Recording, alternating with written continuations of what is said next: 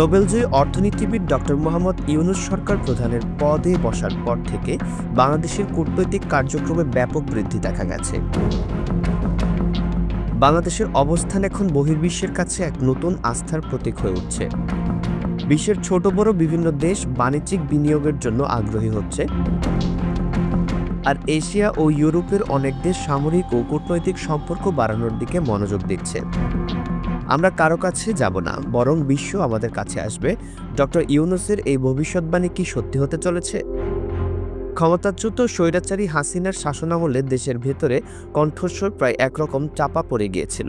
গ্রামীণ ব্যাংক প্রতিষ্ঠাতা ডক্টর ইউনূস এবং তার প্রতিষ্ঠানটির বিরুদ্ধে বেশ কিছু প্রতিহিংসামূলক মামলা দায়ের করা হয়েছিল।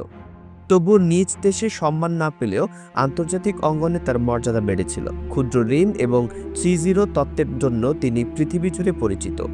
প্রধান উপদেষ্টা হিসেবে দায়িত্ব নেওয়ার পর থেকে বাংলাদেশের প্রতি আগ্রহ বেড়েছে বিভিন্ন কূটনৈতিক ব্যক্তিত্বের। গত সেপ্টেম্বর মাসে জাতিসংঘের সাধারণ পরিষদ অধিবেশনে ডক্টর ইউনূস বিশ্বের বিভিন্ন দেশের কূটনীতিবিদদের নজর কাড়েন। আমেরিকার তৎকালীন প্রেসিডেন্ট জো বাইডেন সহ বিভিন্ন গুরুত্বপূর্ণ ব্যক্তির সঙ্গে বৈঠক অনুষ্ঠিত হয়। এরপর থেকেই বাংলাদেশ সফর করেছে অনেক বিদেশি কূটনীতিক। ইউরোপীয় ইউনিয়নের কমিশনাররাও সফর করেছেন এবং রোহিঙ্গা সংকটে সহযোগিতার আশ্বাস দিয়েছেন। চলতি বছরই রোহিঙ্গা সমস্যার সমাধানে একটি আন্তর্জাতিক সম্মেলন ডাকানোর পরিকল্পনা করছেন ডক্টর ইউনূস। জাতিসংঘের মহাসচিব অ্যান্থনিও গুতেরেজও বাংলাদেশ সফর করেছেন। নরওয়ের পরিবেশ মন্ত্রী বাংলাদেশ সফর করবেন এবং নবায়নযোগ্য বিদ্যুৎ সম্পর্কিত সহায়তার বিষয়ে কথা বলবেন। তবে নবায়নযোগ্য বিদ্যুৎ খাতে সবচেয়ে বড় সাফল্য এসেছে নেপাল থেকে জলবিদ্যুৎ আমদানির ক্ষেত্রে। দীর্ঘদিনের পরিকল্পনা বাস্তবায়িত হয়েছে, যার জন্য ডক্টর ইউনূসের ভূমিকা ছিল অত্যন্ত গুরুত্বপূর্ণ। বাংলাদেশের সামাজিক বাণিজ্য বিনিয়োগের বিষয়ে প্রধান উপদেষ্টার বৈঠক হয়েছে সুইডেনের রাষ্ট্রদূতের সাথে।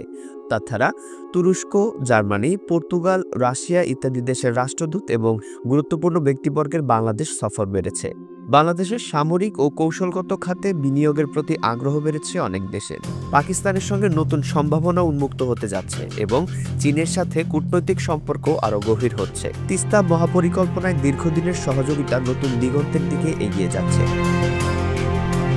ইন্টারনেট জগতে বিপ্লব আনতে প্রধান উপদেষ্টা নিয়মিত যোগাযোগ রাখছেন স্টারলিংকের প্রতিষ্ঠাতা ইলন মাস্কের সঙ্গে। তাই ডক্টর ইউনূসের উক্তি, বাংলাদেশ বিশ্বের কাছে যাবে না, বিশ্বই আমাদের কাছে আসবে, এখন শুধুমাত্র ভবিষ্যৎবাণী নয়, বাস্তব হয়ে উঠেছে বাংলাদেশের জন্য।